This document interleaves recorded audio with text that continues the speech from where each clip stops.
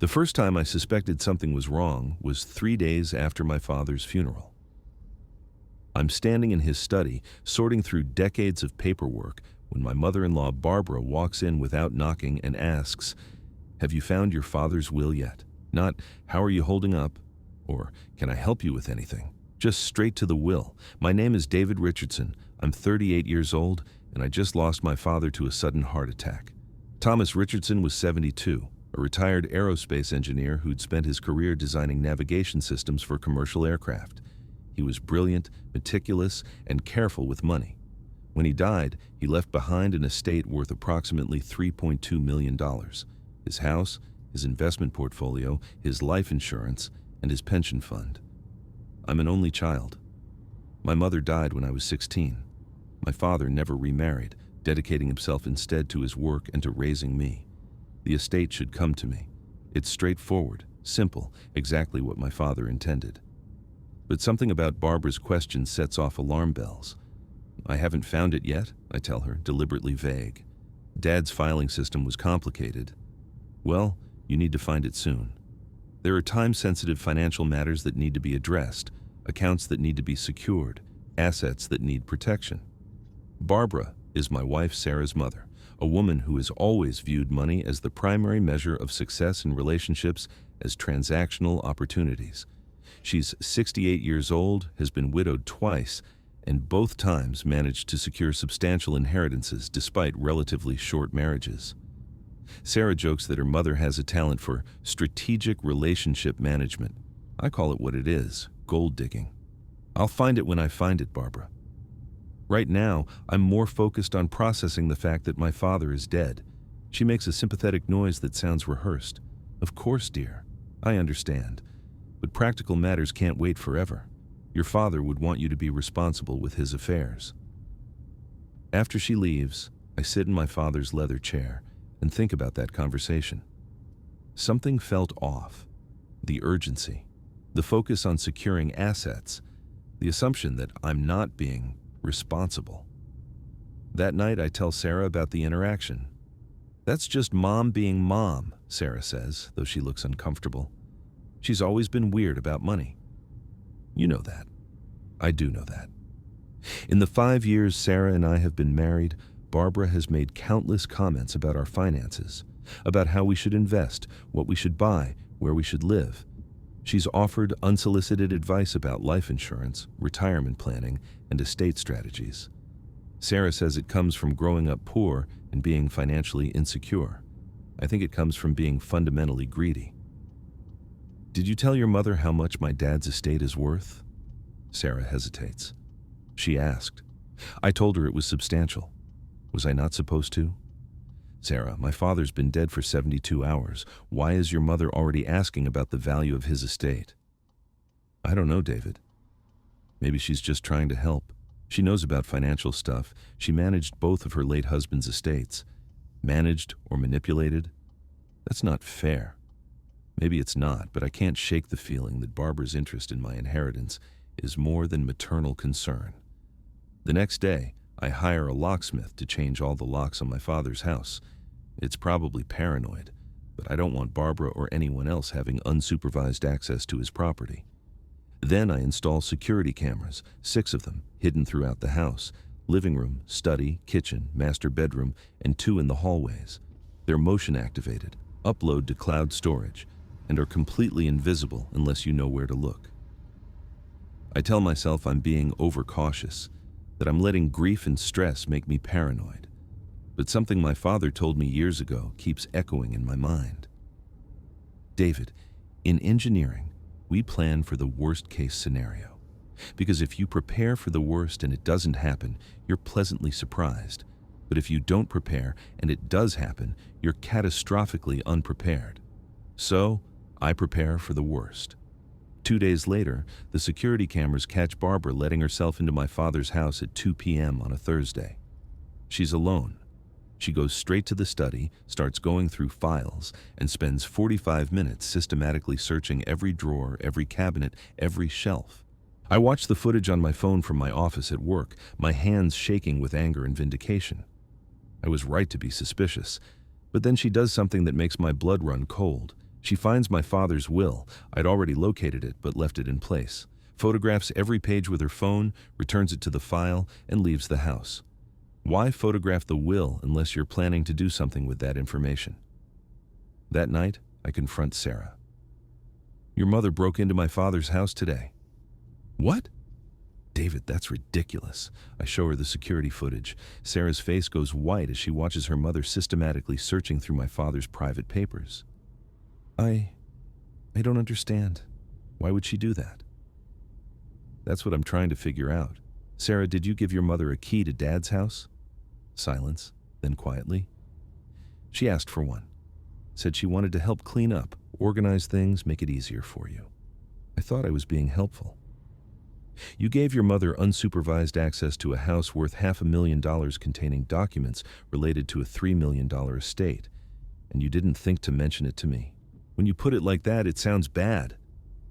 It is bad, Sarah. This is my inheritance we're talking about, my father's life's work, and your mother is sneaking around photographing legal documents. Sarah starts crying. Maybe she was just trying to help. Maybe she wanted to see if there were any problems with the will, any issues that needed to be addressed. Or maybe she's planning something.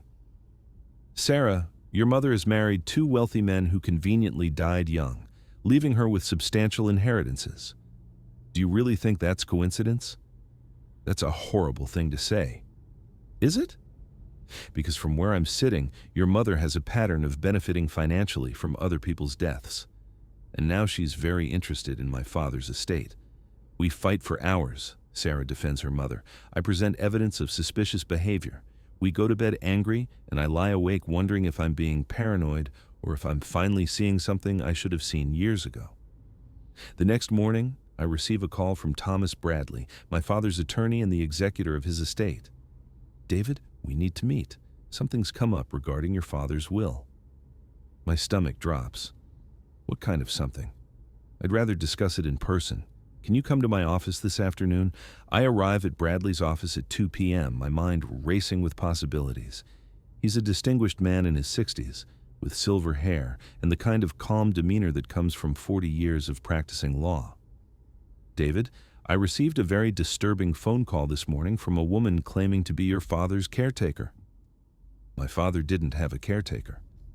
I know that, but this woman, she identified herself as Barbara Winters, claimed that your father had been deteriorating mentally in his final months and had asked her to help manage his affairs. Barbara Winters is Barbara's maiden name. She went back to it after her second husband died. What exactly did she say? She claimed that your father had written a new will 3 months before his death, one that you're allegedly trying to suppress because it distributes the estate differently than you'd like. She said she has a copy of this real will and wants to submit it to probate. I feel like I've been punched in the stomach. That's impossible. My father was sharp as a tack until the day he died, and I've never heard of any new will. I told her as much. But David, she was very convincing. She had specific details about your father's medical appointments, his daily routines, even some of his banking information. If I didn't know better, I'd think she really had been caring for him.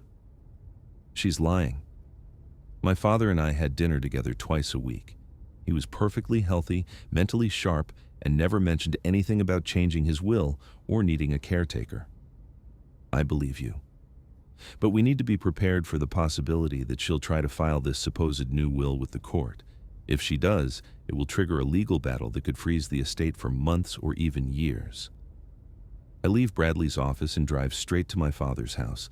I need to think, to process what I've just learned, to figure out what Barbara is planning. As I'm sitting in my father's study, trying to make sense of everything, the security camera in the corner catches my eye. And suddenly, I have an idea. If Barbara is planning to forge documents and file a fraudulent will, she'll need to come back to this house to make it look legitimate. She'll need to discover this new will, or plant evidence of my father's declining mental state, or create some paper trail that supports her story. And if she does, I'll have it all on camera. I spend the next 3 days upgrading my surveillance system. I add audio recording. I install cameras in every room, including the garage and the backyard. I set up redundant cloud backup systems so that even if she discovers and destroys the cameras, the footage will be preserved. I create a timeline document where I note every interaction with Barbara, every suspicious behavior, every detail that might be relevant. My father taught me to be thorough, to document everything, to prepare for the worst-case scenario. I'm preparing. On the fourth day, Barbara calls me. "David, dear, I've been thinking. Your father's estate is quite complex and you're dealing with so much grief. Why don't you let me help? I have experience with estate administration from my late husband's. I could take some of the burden off your shoulders." "That's kind of you, Barbara, but I have it under control." "Are you sure? Because I'd hate to see you make mistakes that could cost the estate money. Probate can be very complicated, especially with assets this size. I have attorneys handling it, but thank you for the offer." "Well, if you change your mind." "Oh, and David? I was thinking about your father the other day. Did he ever mention any health concerns to you? Any memory issues or confusion?" There it is. She's building her narrative, planting the seed that my father was mentally declining. "My father was sharp until the day he died, Barbara." "Why do you ask?" "Oh, no reason. I just thought I remembered him seeming a bit confused the last time I saw him. But I must be mistaken." After we hang up, I add the conversation to my timeline document. She's establishing her story, creating a false history of mental decline that she can point to later when she files her forged will. But what she doesn't know is that I'm documenting everything, every call, every visit, every suspicious question. My father used to say, "The best defense is preparation you hope you'll never need." I'm prepared, Barbara, and when you make your move, I'll be ready. 2 weeks after my father's death, the cameras catch Barbara entering the house again. This time, she's not alone. She's brought a man I don't recognize, mid-50s, wearing a cheap suit, carrying a briefcase. They go to the study. Barbara pulls out a document from her purse. I zoom in on the camera feed and my blood runs cold. It's a will. Not my father's real will, but a forgery. Even from the camera angle, I can see it's formatted differently, printed on different paper. The man opens his briefcase and pulls out a notary stamp. I'm watching in real time as my mother-in-law and a corrupt notary prepare to forge my father's signature on a fraudulent will. The man positions the document carefully, comparing it to something. I realize he's copying my father's signature from the real will Barbara photographed weeks ago. He practices a few times on scratch paper, getting the angle and pressure right. Then, with steady hands practiced in forgery, he signs my father's name to the fake will. They date it 3 months before my father's death. Barbara notarizes it with the corrupt notary's official stamp. They photograph the whole setup, making it look like the will was signed in my father's study at his desk with his pen. I'm recording every second, every word they speak, every criminal action they take. "This is perfect," Barbara says, examining the forged document. "The court will have to accept this. We'll say Thomas gave this to me for safekeeping because he didn't trust David to respect his final wishes." "What about the original will?" the notary asks. "We'll claim it was made under duress or when Thomas wasn't mentally competent." "I've been building that narrative for weeks. David won't be able to prove otherwise." "And you're sure the son doesn't suspect anything?" "David is too busy grieving to pay attention. By the time he realizes what's happening, it'll be too late." I watch this entire conversation from my office, my hands shaking with rage and dark satisfaction. They have no idea they've just confessed to multiple felonies on camera. The forged will divides my father's estate differently than the real one. Instead of everything going to me, it gives Barbara $800,000 in gratitude for her faithful care during my final illness. It gives another $500,000 to a charity that doesn't exist, probably a fake organization Barbara set up to funnel more money to herself. The rest is split between me and a cousin I barely know, someone Barbara has probably already approached with promises of a share if they support her version of events.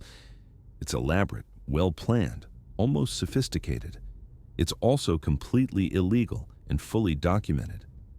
After they leave, I download all the footage to multiple secure locations. I create a master file with timestamps, transcriptions of conversations, and analysis of what each piece of evidence proves. Then I call Thomas Bradley. I need to see you immediately, and I need you to bring a criminal attorney, because what I'm about to show you involves multiple felonies. That afternoon, I sit in Bradley's office with him and Margaret Chen, a criminal defense attorney who specializes in white-collar crime. I show them everything.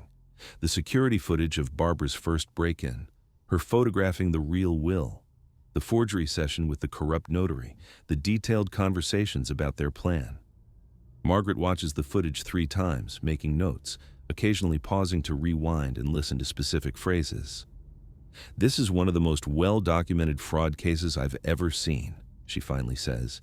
"You have them on video committing forgery, conspiracy to defraud, notary fraud, and attempted theft through deception. Any one of those is a felony. Together, they're looking at serious prison time." "What do we do now?" I ask. "Now," Bradley says, "we let them file the fraudulent will with the court. We let them commit fully to their crime. And then we spring the trap." I should feel satisfied, vindicated, ready for justice, but mostly I just feel sad. Sad that my father's death has been turned into a crime scene. Sad that my wife's mother is a criminal. Sad that greed can make people do things that will destroy their lives and families. But sadness won't stop me from seeing this through. My father spent his life building something meaningful. I won't let Barbara steal it with forged documents and corrupt notaries. The trap is set, the cameras are rolling, and Barbara has no idea that every move she makes is being documented for her eventual prosecution. My father taught me to prepare for the worst. He taught me to be thorough. He taught me that documentation is everything. Thanks, Dad. I learned well. 3 weeks after I caught Barbara and her accomplice forging my father's will, she makes her move. I receive a call from Thomas Bradley informing me that a woman named Barbara Winters has filed documents with the probate court claiming to possess my father's true last will and testament. "She's requesting an emergency hearing," Bradley tells me. "She claims you're attempting to hide the real will and that immediate court intervention is necessary to protect the estate." "When's the hearing?" 2 weeks from today. Judge Patricia Morrison. I've already filed our response denying all allegations and requesting a full investigation." "Good. Make sure Margaret Chen is there. We're going to need a criminal attorney in the room when this goes down." That evening, I sit Sarah down for a conversation I've been dreading. "Your mother filed forged documents with the probate court today." Sarah's face goes pale. "What?" "No, there must be some mistake." "There's no mistake. I have video evidence of her and a corrupt notary forging my father's signature on a fake will. I've watched them do it, Sarah. I've heard them discuss their plan. It's all on camera." "You've been spying on my mother?" "I've been protecting my inheritance from a woman who broke into my father's house, photographed legal documents, and conspired to commit fraud. Yes, I installed security cameras, and yes, they caught everything. I show her the footage, all of it. Barbara's first break-in, the document photography, the forgery session, the detailed conversations about their criminal plan." Sarah watches in complete silence, tears streaming down her face. When the footage ends, she sits there for a long moment before speaking. "My mother is going to prison." "Yes, she is. And it's going to be my fault because I gave her the key." "No, Sarah. It's going to be her fault because she chose to commit multiple felonies. You didn't know what she was planning. You're not responsible for her choices." "David, what's going to happen to us?" "To our marriage? It's a fair question. How do you stay married to someone when you're sending their mother to prison?" "I don't know, but I do know that I can't let her steal $3 million that my father spent his life earning. I can't let forgery and fraud succeed just because it's my mother-in-law doing it." "I know. I can't believe my mother would do something like this. I mean, I knew she was obsessed with money, but forging legal documents? That's insane." Margaret Chen says she's seen it before. People convince themselves that they deserve money more than the rightful heirs. They rationalize the crime by claiming they're just correcting an injustice. Your mother probably believes my father should have left her money for helping him, even though she never actually helped him with anything. Over the next 2 weeks, Margaret and Bradley prepare our case. They create a comprehensive evidence package, timeline of events, analysis of the forged will versus the real will, comparison of signatures showing clear forgery, security footage with timestamps and transcriptions, and documentation of Barbara's pattern of benefiting from deceased spouses. Meanwhile, Barbara is busy building her narrative. She gives interviews to a local news station about the heartbreaking situation where a grieving son is trying to suppress his father's true wishes. She posts on social media about elder care and the importance of respecting final wishes. She even organizes a small protest outside the courthouse with signs reading, "Honor Thomas Richardson's real will." She's playing the victim expertly. And if I didn't have 47 separate video recordings of her committing crimes, it might actually work. The morning of the hearing, I arrive at the courthouse with Sarah, Thomas Bradley, and Margaret Chen. Barbara is already there with her attorney, a man named Vincent Caruso, who apparently specializes in complex estate disputes. He looks expensive and confident. The cousin mentioned in the fake will is there too, Marcus Richardson, my father's nephew from his brother's side of the family. I've met Marcus maybe 3 times in my life at family funerals. He looks uncomfortable and won't meet my eyes. Judge Patricia Morrison is in her early 60s, with steel gray hair and the kind of expression that suggests she's seen every trick in the book and isn't impressed by any of them. "We're here regarding the estate of Thomas Richardson," she begins. "Ms. Winters has submitted what she claims is a later will than the one currently filed for probate. Mr. Richardson contests the validity of this document. Let's begin with Miss Winters explaining her position." Barbara's attorney stands. "Your Honor, my client was Mr. Richardson's caretaker during the final months of his life. During this time, she witnessed his increasing concern about his son David's financial irresponsibility and substance abuse issues. I nearly come out of my chair. Substance abuse? I've never used drugs in my life, and I drink maybe twice a month." Bradley puts a restraining hand on my arm. "Let him finish. We'll destroy it all," Caruso continues. Mr. Richardson confided in Ms. Winters that he wanted to ensure his estate was distributed in a way that would benefit the family as a whole, not just enable his son's destructive behaviors. He drafted a new will, which he gave to Ms. Winters for safekeeping, asking her not to reveal it until after his death to avoid conflict. And Ms. Winters just happened to keep this will secret until after the original will was filed, Judge Morrison asked skeptically. "She was respecting Mr. Richardson's wishes, Your Honor. She only came forward when she learned that David Richardson was attempting to rush the estate through probate." "I see. And this new will, dated 3 months before Mr. Richardson's death, was signed and notarized." "Yes, Your Honor, by a licensed notary named Robert Hendricks, who unfortunately passed away last month." "Convenient. The notary is dead and can't testify about whether he actually witnessed my father sign anything. Except that's not the notary who forged the will. The man on my security footage is someone else entirely." Judge Morrison turns to us. "Mr. Bradley, your response." Bradley stands, and there's a subtle smile on his face that makes me think of a chess player who's been waiting for exactly this move. "Your Honor, we have significant evidence that the will submitted by Ms. Winters is a forgery. We also have evidence that Ms. Winters has engaged in a systematic pattern of fraud and deception regarding my client's father's estate." "What kind of evidence?" "Video evidence, Your Honor. Multiple recordings showing Ms. Winters and an accomplice forging the signature on the document she's now trying to submit to this court." The courtroom goes completely silent. Barbara's face turns white, then red. Her attorney looks confused. "You have video of the alleged forgery being committed?" Judge Morrison leans forward, suddenly very interested. "We do, Your Honor, along with audio recordings of Miss Winters and her accomplice discussing their criminal conspiracy. We have 47 separate recordings documenting various aspects of this fraud." Caruso jumps up. "Your Honor, this is outrageous. There's no way. Mr. Caruso, sit down. Mr. Bradley, I want to see this evidence. Bailiff, set up the court's video system." For the next hour, we play selected footage on the courtroom's large screens. We start with Barbara breaking into my father's house and photographing the real will.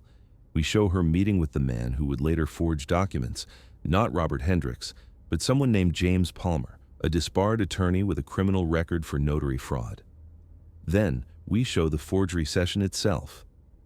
In high definition, color with clear audio, the courtroom watches Barbara and Palmer creating the fake will.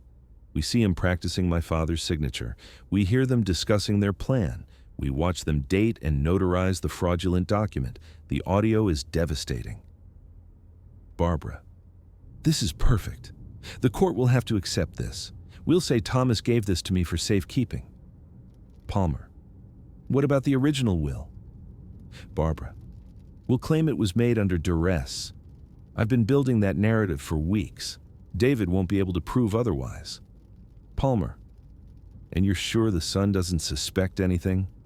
Barbara: "David is too busy grieving to pay attention.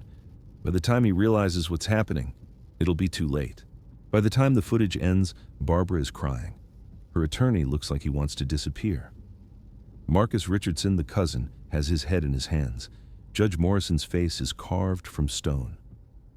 "Ms. Winters, I'm going to ask you a direct question, and I remind you that you're under oath. Did you forge the signature on the will you submitted to this court?" Barbara's attorney whispers urgently in her ear. She shakes her head, tears streaming down her face. "I invoke my Fifth Amendment right against self-incrimination." "I see. Mr. Caruso, I assume you were unaware that your client was presenting fraudulent documents to this court?" "Your Honor, I had no knowledge of any wrongdoing. Ms. Winters represented to me that the will was legitimate." "Then I suggest you withdraw from this case immediately, before you're implicated in your client's criminal conduct." Caruso doesn't need to be told twice. He gathers his papers and leaves the courtroom at just below running speed. Judge Morrison turns to Margaret Chen. "Ms. Chen, I assume the district attorney's office will be receiving copies of this evidence." "They already have it, Your Honor." "We submitted a complete evidence package yesterday. I expect charges to be filed within the week." "Good. As for the probate matter before me, I'm ruling that the will submitted by Barbara Winters is fraudulent and will not be admitted to probate. The original will filed by Mr. David Richardson is hereby recognized as the valid last will and testament of Thomas Richardson. Furthermore, I'm ordering Ms. Winters to pay all court costs and attorney fees associated with this fraudulent filing." She bangs her gavel. "Ms. Winters, I strongly suggest you hire a criminal defense attorney. You're going to need one. This hearing is adjourned." As people file out of the courtroom, Barbara approaches me. Her mascara is running, her carefully constructed composure completely shattered. "David, please. I made a mistake. I was just trying to help. My father would have wanted you in prison for trying to steal from his son." "Don't contact me again, Barbara. Talk to your lawyer. You're going to need one." Sarah is standing off to the side, looking like she's aged 10 years in the past hour. When I reach her, she's crying. "I'm so sorry, David. I'm so sorry." "You didn't do anything wrong, Sarah." "I gave her the key. I believed her when she said she wanted to help. I should have seen." "How could you have seen it? She's your mother. You're supposed to be able to trust her." "We leave the courthouse together, but I know our marriage is going to struggle under the weight of what just happened. How do you move forward when your mother-in-law tried to steal millions from your husband?" That evening, Marcus Richardson calls me. "David, I need to apologize. Barbara approached me 6 weeks ago with what she said was your father's real will. She told me that you were trying to suppress it because you didn't want to share the inheritance. She convinced me that I was helping carry out your father's true wishes." "Did you know she forged it?"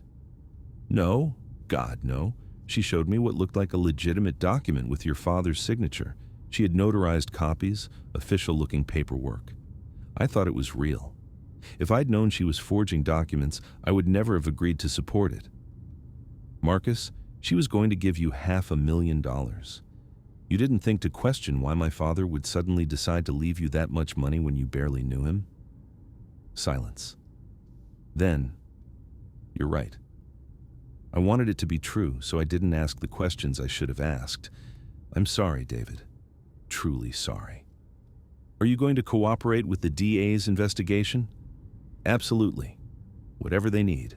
I won't protect her." 2 days after the hearing, Barbara is arrested at her home. The charges are extensive: forgery, fraud, conspiracy to defraud, perjury, filing false documents with a court, and theft by deception. Each charge carries significant prison time. The local news covers the story extensively. The woman who played the victim so convincingly is now exposed as a criminal who tried to steal a dead man's fortune. The protest she organized outside the courthouse becomes a symbol of her manipulation and deceit. James Palmer, the man who actually forged the signature, is arrested the same day. He's offered a plea deal, testify against Barbara in exchange for a reduced sentence. He takes it immediately. 3 months later, I'm sitting in another courtroom watching Barbara's criminal trial. Sarah is with me, though she's barely spoken to her mother since the probate hearing. The evidence is overwhelming. The jury takes less than 4 hours to convict on all counts. At sentencing, the judge is harsh. Ms. Winters, you engaged in a calculated, premeditated scheme to defraud a grieving son of his rightful inheritance. You forged documents, committed perjury, and attempted to manipulate the court system for your own financial gain. This wasn't a crime of passion or desperation. This was greed, pure and simple. Barbara receives 8 years in prison with the possibility of parole after 5. As they lead her away in handcuffs, she looks at Sarah one last time. Sarah doesn't look away, but she doesn't go to her mother either. We sit there until the courtroom empties, processing what just happened. My mother's going to prison because of me, Sarah says quietly. Your mother's going to prison because of her own choices. You didn't make her forge documents. You didn't make her commit fraud. You gave her a key because she asked for it, and you had no reason to distrust your own mother. How do we move forward from this? I don't know, but we figure it out together. 6 months after Barbara's conviction, Sarah and I are in therapy, working through the trauma and trust issues her mother's crimes created. It's hard work. There are days when Sarah looks at me and I can see her wondering if I blame her. There are days when I look at the mountain of legal bills and wonder if any of this was worth it. But my father's estate is secure. The will he actually wrote is being executed as he intended. His life's work is going to the person he wanted to have it. And Barbara is in prison, where people who forge documents and steal inheritances belong. Sometimes justice isn't satisfying. Sometimes it's just necessary. Sometimes all you can do is document the crime, present the evidence, and let the system work. My father taught me to be thorough, to prepare for worst-case scenarios, to document everything. Those lessons saved his legacy and put a criminal in prison. Thanks for the lessons, Dad. They were worth more than any inheritance. 1 year after Barbara's conviction, I receive a letter from the prison. It's from her, written in the careful handwriting I remember from birthday cards and holiday notes from better times. David, I know I have no right to ask anything of you after what I did. I know you have every reason to hate me and never speak to me again. But I'm writing because I need you to understand something, even if you never respond. I didn't wake up one day and decide to become a criminal. It happened gradually, over years of convincing myself that I deserved things I hadn't earned, that my financial insecurity justified taking what wasn't mine, that being smart about manipulating situations was the same as being successful. When my first husband died and left me money, I told myself I'd earned it by being a good wife. When my second husband died and left me more, I told myself I was just lucky. By the time your father died, I'd convinced myself that money came to me because I deserved it, not because of circumstances or other people's hard work. I looked at your father's estate and I didn't see his life's work. I didn't see your inheritance. I saw an opportunity. And I took it because I'd spent so long telling myself that taking opportunities was what smart people do.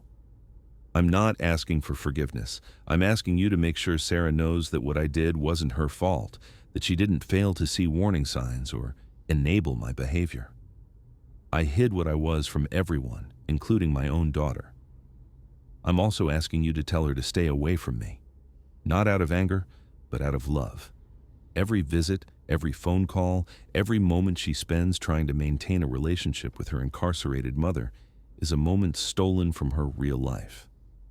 She needs to move on, build her future, and stop being haunted by my mistakes. Take care of my daughter, David. She deserves better than what I gave her. Barbara, I show the letter to Sarah that evening. She reads it twice, crying quietly, then folds it carefully and puts it in a drawer. She's right, about me needing to move on. You're allowed to love your mother even when she did terrible things. Am I? Because sometimes I feel like I should hate her, like I'm betraying you by still caring about her. Sarah, she's your mother. You can hate what she did and still love who she was before. Those aren't mutually exclusive. Over the next few months, Sarah gradually stops visiting Barbara in prison, not out of hatred, but out of self-preservation. Each visit, she tells me, feels like reopening a wound that's trying to heal. Eventually, she makes the decision to focus on our life together rather than on the mother who betrayed us both. Meanwhile, the probate process finally concludes. My father's estate is distributed according to his actual will. After legal fees, taxes, and various expenses, I inherit approximately $2.7 million. It's substantial, life-changing money. But more than the money itself, I've inherited something more valuable, the knowledge that I protected my father's legacy from someone who would have stolen it. I use part of the inheritance to establish the Thomas Richardson Engineering Scholarship at my father's alma mater. It's for first-generation college students studying aerospace engineering. Kids like my father was, brilliant but lacking resources. The first recipient is a young woman from rural Pennsylvania, whose father works in a factory and whose mother cleans houses. She reminds me of stories my father told about his own parents. Another portion goes to upgrading security systems at elderly care facilities in our area. After everything that happened with Barbara, I've become passionate about protecting elderly people from financial exploitation. I work with local attorneys to provide free estate planning workshops, teaching people how to protect their assets from manipulative family members. The house, my father's house, where Barbara committed her crimes, I keep, not to live in, but to preserve. I turn my father's study into a memorial of sorts, keeping his books, his photos, his engineering awards exactly as he left them. Sometimes I go there just to sit in his chair and feel close to him again. Sarah and I eventually sell our own house and buy something new, something without the shadow of her mother's crimes hanging over it. We're slowly rebuilding our marriage, learning to trust again, figuring out how to move forward when your past contains such betrayal. 2 years after Barbara's conviction, James Palmer, the man who actually forged my father's signature, is released from prison after serving 18 months. He contacts me through his parole officer, asking if we can meet. Against my better judgment, I agree. We meet at a coffee shop near my office. Palmer looks older than his 57 years, worn down by prison and guilt. He orders coffee with shaking hands and takes a long time to begin speaking. Mr. Richardson, I'm not here to ask for forgiveness or make excuses. I'm here because my parole officer suggested that making amends includes acknowledging the harm I caused. Go on. I've been forging documents for 20 years, signatures, notarizations, official seals. I did it for money, told myself it was just paperwork, that I wasn't really hurting anyone. But watching that video in court, hearing Barbara and myself discussing our plan like it was some kind of game, I realized I'd become a monster. You became a criminal, Palmer.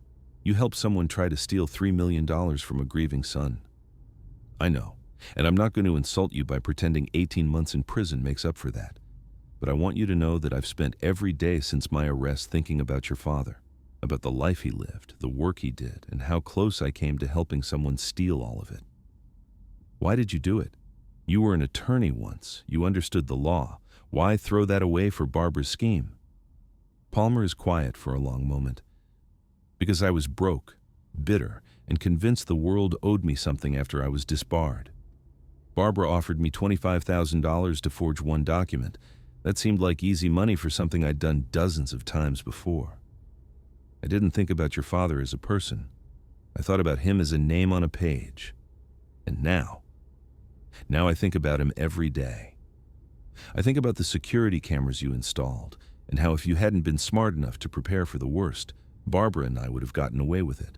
I think about how close we came to destroying your inheritance and your father's legacy. And I'm grateful that you were thorough enough to stop us.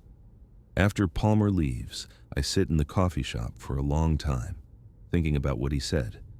He's right about one thing. If I hadn't installed those cameras, if I hadn't documented everything, If I hadn't prepared for the worst-case scenario, Barbara's plan might have worked. The forged will might have been accepted. My father's estate might have been distributed according to a document he never signed. My father's lessons saved his legacy. Be thorough, document everything, prepare for the worst, trust, but verify. 3 years after Barbara's conviction, I'm sitting in Thomas Bradley's office discussing something unexpected. The DA's office has contacted him about Barbara potentially qualifying for early parole due to good behavior and overcrowding in women's prisons. They need a statement from you, Bradley explains. As the victim of her crimes, you have a right to speak at her parole hearing, either supporting or opposing her release. What happens if I oppose it? She'll likely be denied. Your testimony carries significant weight given the severity of what she did to you. And if I don't oppose it, she'll probably be released after serving 4 years instead of the full 8. I think about this for a long time. Part of me wants Barbara to serve every day of her sentence.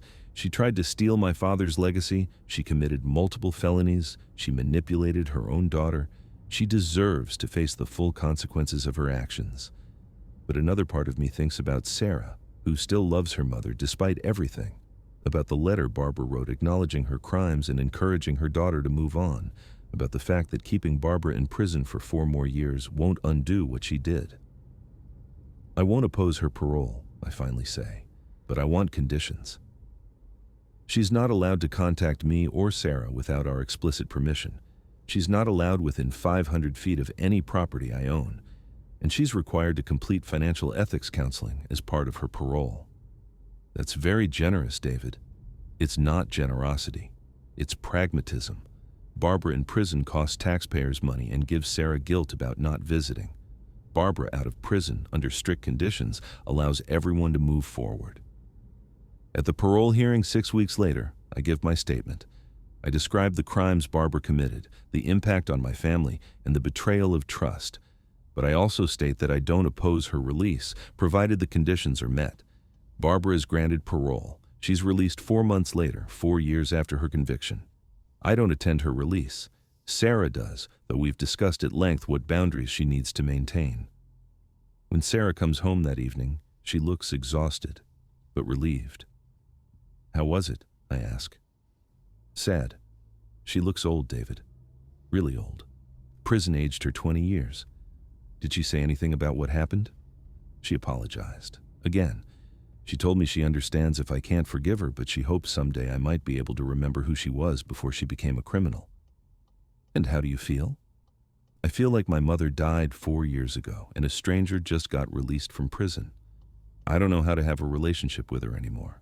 4 years after the initial crime, I'm standing in my father's study, looking at the security camera that captured everything. It's still there, still recording, though now it's just documenting an empty room that rarely gets used.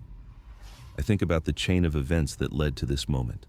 My father's death, Barbara's greed, my decision to install cameras, the forgery caught on video, the trial, the conviction, the years of rebuilding trust with Sarah, and now Barbara's release back into a world that will never fully trust her again. My phone rings. It's Margaret Chen. David, I wanted to let you know something. The DA's office has been using your case in training sessions for prosecutors. They're calling it the importance of documentation in white-collar crime cases. Your security footage has literally become a teaching tool. Is that good or bad? It's good. It's showing prosecutors that with proper evidence, even sophisticated fraud schemes can be defeated. You've helped protect other people from criminals like Barbara. After we hang up, I pull out my father's journal, one of the few things I kept from his personal effects. I flip to one of the last entries he made, dated 2 weeks before his death. David came for dinner tonight. We talked about his work, his marriage, his plans for the future. I'm proud of the man he's become. Methodical, thoughtful, prepared. He's learned the lessons I tried to teach him about thoroughness and documentation. Whatever happens to me, I know he'll be ready for it. That's all a father can ask, that his son is prepared for whatever life throws at him. I cry reading those words, because my father was right. He prepared me. He taught me to document everything, to prepare for worst-case scenarios, to be thorough in all things. And when the worst happened, when someone tried to steal his legacy, I was ready. 5 years after Barbara's initial crime, Sarah and I are expecting our first child, a daughter. We're going to name her Margaret, after my mother who died when I was young. What do we tell her about my mother? Sarah asks one evening, her hand on her growing belly. We tell her the truth, that her grandmother made terrible choices, paid the price, and hopefully learned from them, that one person's mistakes don't define an entire family, and that her grandfather, who she'll never meet, was a good man who taught valuable lessons about integrity and preparation. Will we let my mother meet her? That's your decision, Sarah. She's your mother and your daughter, but whatever you decide, there will be boundaries. 6 months later, our daughter is born. She's healthy, beautiful, and completely unaware of the complicated family history she's inherited. Barbara sends a card and a small gift, a handmade blanket she made in a prison crafts program. Sarah cries when she opens it. Can she meet Margaret? Sarah asks quietly. Just once, supervised. I just want my mother to meet her granddaughter. Okay, but here in our home, with me present, and if she says anything inappropriate, the visit ends. The meeting happens 2 weeks later. Barbara arrives looking nervous, older, humbled by prison and consequences. She holds baby Margaret for exactly 10 minutes, crying quietly the entire time. She's beautiful, Barbara whispers.